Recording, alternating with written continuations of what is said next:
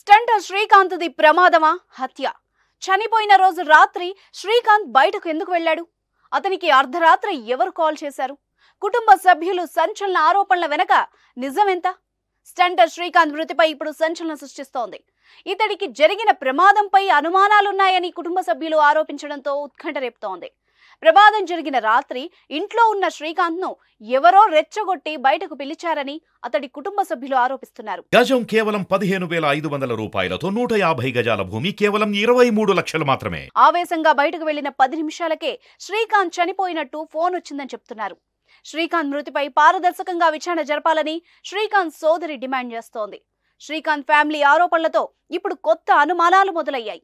ఆ రాత్రి శ్రీకాంత్ కు ఎవరు కాల్ చేశారన్నది ఇప్పుడు సస్పెన్స్ గా మారింది. కాల్ చేసిన వాళ్ల దగ్గరికే శ్రీకాంత్ వెళ్ళాడా లేదా అని తెలియాల్సి ఉంది. మరోవైపు శ్రీకాంత్ పై రౌడీ అన్న ముద్ర వేయడాన్ని ఆయన కుటుంబ సభ్యులు తప్పుపడుతున్నారు. శ్రీకాంత్ టాటూ ఆర్టిస్ట్ గా జీవనం సాగిస్తున్నాడే తప్ప ఏనాడూ రౌడీయిజం చేయలేదు అంటున్నారు. అయితే స్నేహితుల కోసం కొన్నిసార్లు కొట్లాటలకు పోయేవాడని చెప్పారు. చనిపోయిన సమయంలో కూడా ఎవరో పడని వాళ్లే శ్రీకాంత్ డెడ్ బాడీ వద్ద కావాలని కత్తి పడేశారని సంచలన ఆరోపణలు చేశారు.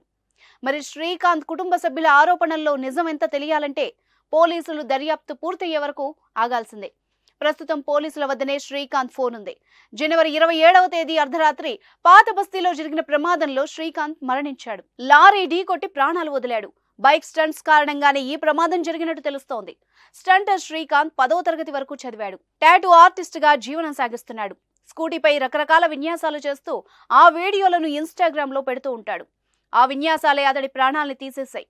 గత శుక్రవారం రాత్రి ఎంజీబీఎస్ నుంచి చాదర్గఢ్ మీదుగా కాచిగూడ వెళ్తూ స్కూటర్ పై విన్యాసాలు చేశాడు. ఈ క్రమంలో ఓ లారీని ఢీకొట్టి దాని వెనక చక్రాల కింద పడి అక్కడికక్కడే మరణించాడు. కానీ శ్రీకాంత్ మరణంపై ఆయన కుటుంబ సభ్యులు అనుమానం వ్యక్తం చేస్తూ ఉండడం చర్చనీయాంశమైంది.